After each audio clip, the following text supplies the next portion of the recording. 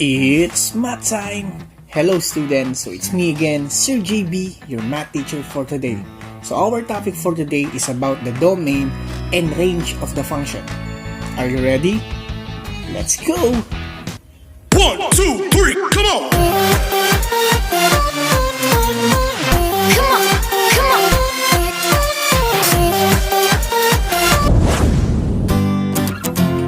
So our objectives for today is number 1, find the domain of the function. Number 2, find the range of the function. Before we start our discussion, let's have first a review exercise. Directions: determine if the given relations illustrate a one-to-one, one-to-many, or many-to-one correspondence, and identify the given if it is a function or a mere relation. So let's have number 1, 3, 4, 4, 5, 5, 6, and 6, 7. 5, 4, 3, 2, 1. Okay, very good. So this is a one-to-one correspondence. Is it a function or a mere relation? Very good. So this is a function. Let's have number 2. 2, negative 2, 3, negative 5, 2, 4, and negative 3, negative 5. 5, 4, 3, 2, 1. Okay, very good. So this is a one-to-many correspondence because 2 is being paired to negative 2 and positive 4. Is it a function or a mere relation? Very good. So this is a mere relation. Let's have number 3. 5, 4, 3, 2, 1. Very good. So this is a one-to-many correspondence because 3 is being paired to B and C. Is this a function or a mere relation? Very good. So this is a mere relation. Now let's go to number 4. 5, 4, 3, 2, 1. Very good. So this is a one-to-one correspondence. Is it a function or a mere relation? Very good. So this is a function. Okay, so let's have the last, number 5. 5, 4, 3, 2, 1. Very good. So this is a many-to-one correspondence. Is it a function or a mere relation? Very good. So this is a function. Now, let's go to our next topic. So let's discuss the function notation f of x. The function notation f of x means the value of the function f at the number x. So in the notation f of x, read as f of x, it is stressed that f is the name of the function and f of x is the value of the function f at x. So in other words, f of x denotes y value or our range that the function f pairs with x value, which is our domain. Thus, f of 1 denotes the value of y at x is equal to 1. So, ang ibig sabihin ng f of 1, okay, yung value ng y natin is makukuha natin if x is equal to 1. So, caution, the notation f of x does not mean of f multiplied by x. So, hindi ibig sabihin na merong quantity yung x natin is i-multiply natin si f kay x. Okay? So, tandaan yan. And remember, the notation f of x is exactly the same thing as y. So, you can even label the y-axis on your graphs with f of x if you feel like it. Or, yung y is equal to mx plus b, yung slope-intercept form natin. So, pwede nyo rin siyang i-write as f of x is equal to mx plus b. So, let's have illustrative examples. So, let f of x is equal to 2x plus 3. And let's find f of 0 and f of 5. Okay, so let's have f of 0. So dito, kung mapapansin nyo, yung value ng x natin is equal to 0. So it means lahat ng value ng x na meron tayo sa equation natin, so papalitan natin siya ng 0. So our equation now will become f of x is equal to 2x plus 3. Okay, ito yung original equation natin. So, pwede i-change natin siya into y is equal to 2x plus 3. So, if x is equal to 0, okay, so ang mangyayari ngayon is y is equal to 2 times 0 plus 3. And then, continue solving. So, 2 times 0 is equal to 0 plus 3. So, y is equal to 3. So, it means f of 0 is equal to 3. So, let's have the next example, f of 5. So, ang gagawin ulit natin, so y is equal to 2x plus 3, but now, if x is equal to 5.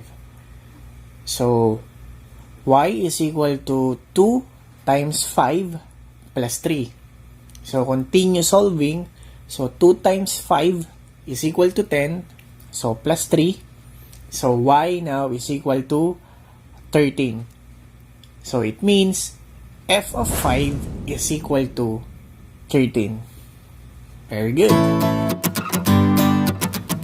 Let's have the domain and range. So, in the previous lesson, you have learned how to find the domain and range of the relation. So, we know that the domain of the function is the set of all possible values of x, or our independent variable. And our range is the set of all possible values of y. So, this is the dependent variable. So, let's have an illustrative examples to find the domain and the range of the following graphs. So, let's have number 1. So, observe the graph extends infinitely in both directions. So, this means that the values of x can be the set of all real number. Similarly, the set of all possible values of y is the set of all real number. So, dito sa graph natin, kung mapapansin nyo, linear function to kasi yung both direction ng line natin, nag-extend siya infinitely. So, kapag ang graph nyo ay linear, okay, yung domain and range nyo is the set of all real numbers.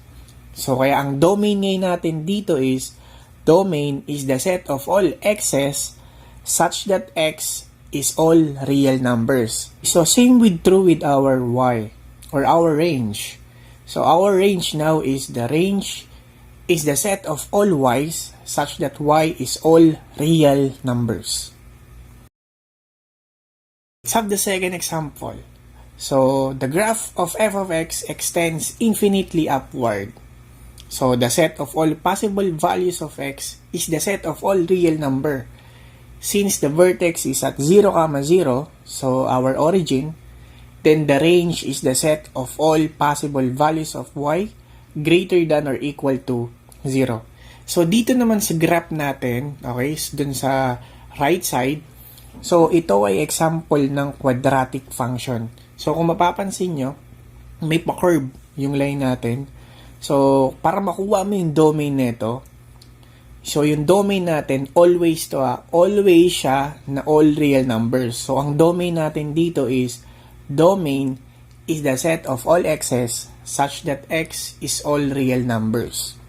And then, yung range naman natin, kukunin natin to doon sa vertex natin. So, kung siya ay extend infinitely upward, pataas, so greater than or equal yung gagamitin natin. Pero pag ito ay pababa, extend siya infinitely downward, so less than or equal to 0 naman. Okay? So, ang range ngayon natin dito, since nasa origin siya, so range is the set of all y's such that y is greater than or equal to 0. Let's have example number 3. So, at the right side, yung graph natin, so this is also an example of a quadratic function kasi may curved line yung line natin. And then, it extend infinitely downward. So, the set of all possible values of x is the set of all real numbers. Since the graph opens downward and the vertex is at negative 1, 3, so yung range natin dito, kunin natin yung y-coordinate, which is yung 3, and dahil downward siya, gagamitin nating inequality symbol dito ay less than or equal. So, first, yung domain natin dito is the set of all x's such that x is all real numbers. And then yung range naman natin, range is the set of all y's such that y is less than or equal to 3. So, let's have number 4. So, f of x is equal to negative 2x plus 4. So, yung given natin dito na equation, so, ito ay linear equation. So, kung i-graph natin siya, okay, linear function yung magiging graph natin dito. So, there is no values of x that makes the function f undefined. So, therefore, the domain has no restriction. So, it is the set of all real numbers and the range is the set of all real numbers. So, same siya. Okay? So, ang domain ngayon natin dito, domain is the set of all x's such that x is all real numbers. And then, yung range natin is the set of all y's such that y is all real numbers. So, let's have number 5. So, f of x is equal to x squared plus 2.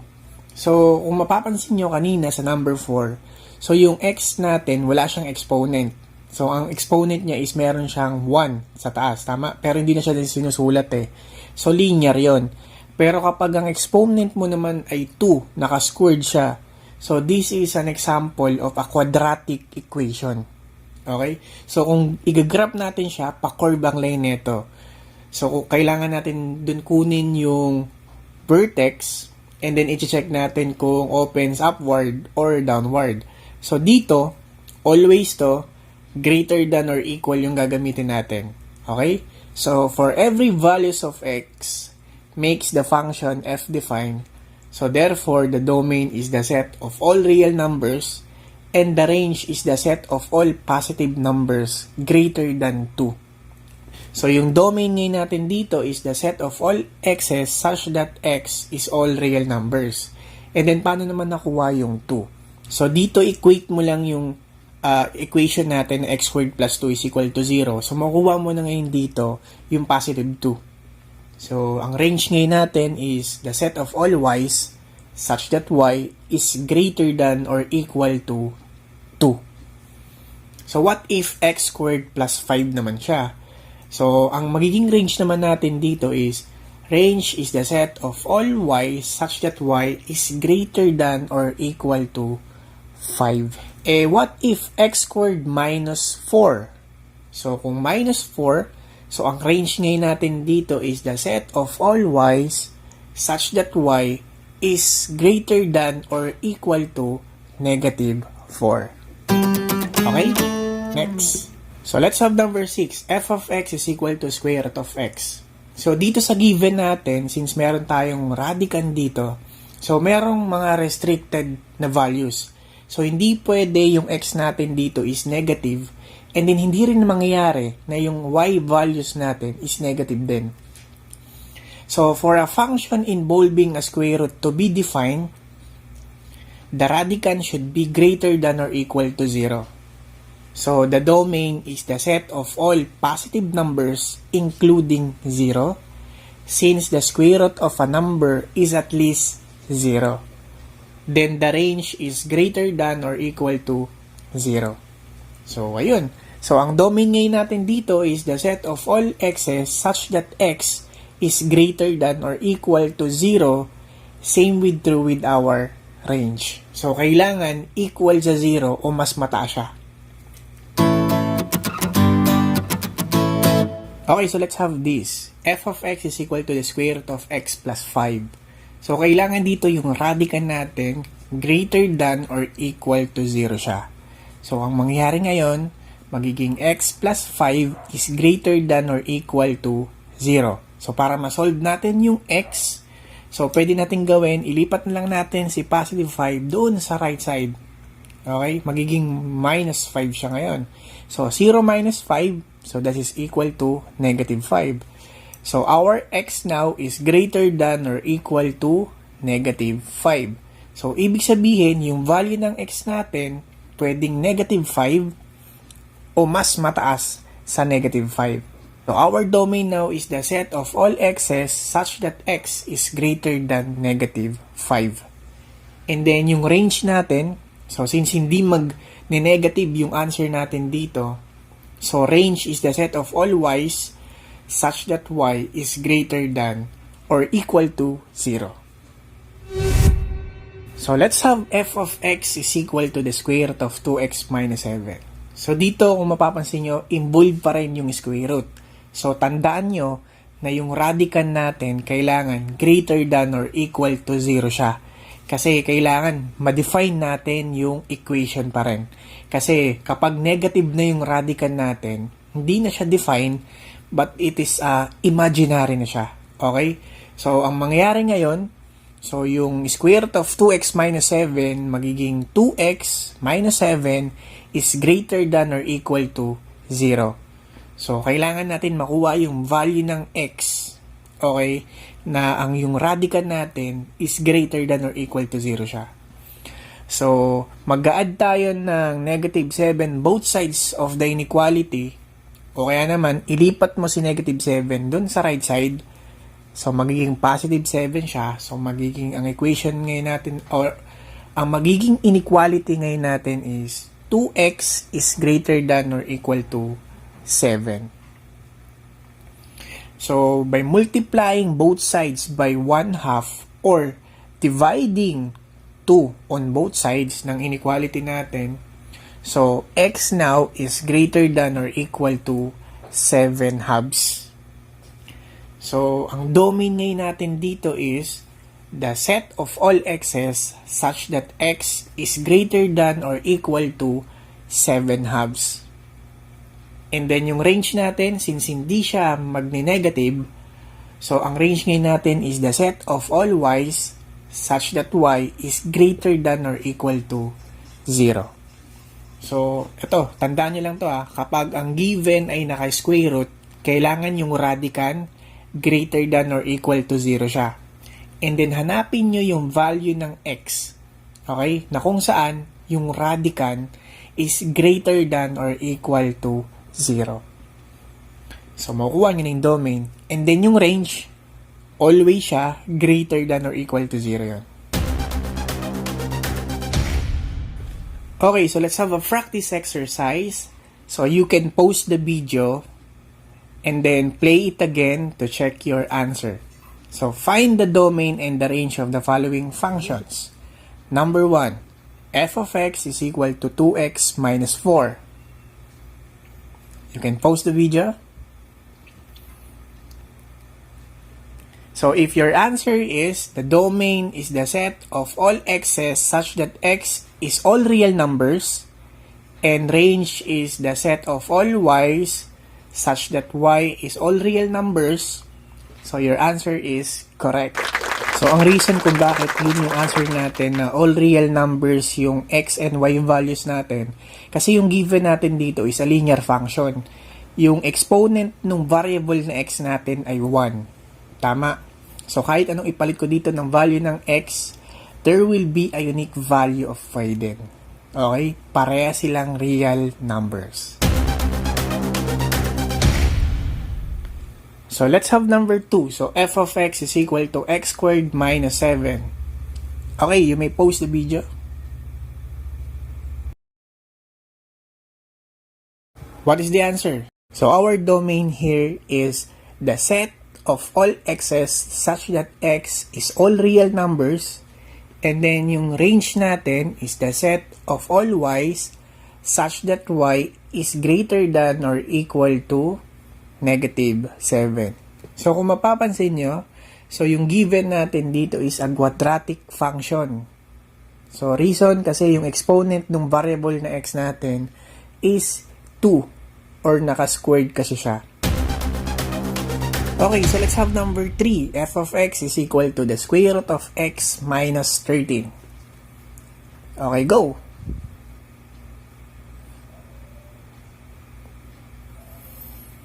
So our domain here is the set of all x's such that x is greater than or equal to positive 13. And our range is the set of all y such that y is greater than or equal to 0. So, naalala nyo ba na kapag ang given natin ay merong square root, kailangan yung radicand natin is hindi siya bababa sa 0. Kailangan greater than or equal to 0 yon. And then yung range natin, hindi siya lagi magne-negative. Kaya always to na greater than or equal to 0 siya. Okay, so let's have number 4. So, find the domain and the range of the graph. Okay, very good. Yung domain and range natin dito is the set of all real numbers. So, kung mapapansin nyo yung graph natin dito, linear function siya kasi yung line natin nag-extend infinitely in both directions. So, it means, di ba, the set of all real numbers, yung x and y values natin. Okay, number 5.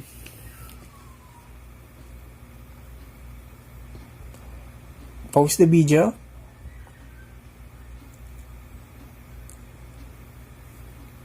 So, our domain here is the set of all real numbers. And then, yung range natin, kunin natin yung vertex. Yung vertex kasi natin is negative 1, 4. So, yung y-coordinate natin dito is positive 4. So, ang range ngayon natin dito is the set of all y's such that y is less than or equal to positive 4. Kasi nag-open siya downward. So, less than or equal yung gagamitin natin. Okay? Okay, bonus question to. So, baka lumabas to dun sa assessment nyo. So, what value of x will make 3, 5, 7, 9, x minus 9, 13, 15, 17 satisfy the function y is equal to x plus 2. Sige, I will give you 5 seconds or pause the video and then play it again kung meron ka ng sagot. So, what is your answer? Okay, so the correct answer is letter C. So, paano nakuha yung letter C? So, using yung original na equation natin na y is equal to x plus 2, so gamitin natin yung x-coordinate na x minus 9, i-substitute natin yun dun sa x natin, and then yung 13 doon sa y. So, ang bagong equation ngayon natin is 13 is equal to x minus 9 plus 2. So, continue solving. So, 13 is equal to x minus 7. So, ilipat natin si negative 7 dun sa left side. So, magiging 13 plus 7 is equal to x. So, 20 is equal to x. So, it means, so, yung x ngayon natin dito is equal to 20. So, yung value ng x ngayon natin to satisfy the function y is equal to x plus 2 is equal to 20. Ngayon, i-check natin. So, 20 minus 9, so that is equal to 11. Tama? Na ibig sabihin, 11, 13. So, gamitin natin yung equation. So, if x is equal to 11, ang y ba natin is magiging 13. So, let's check. So, 11 plus 2, so 13 siya. So, 13 is equal to 13. So, nag-satisfy nga siya. So, ang answer ngayon natin dito is C, 20. Very good. So, that's all for today. So, goodbye and thank you. So, see you again on our next video. So, don't forget to like and subscribe. Thank you.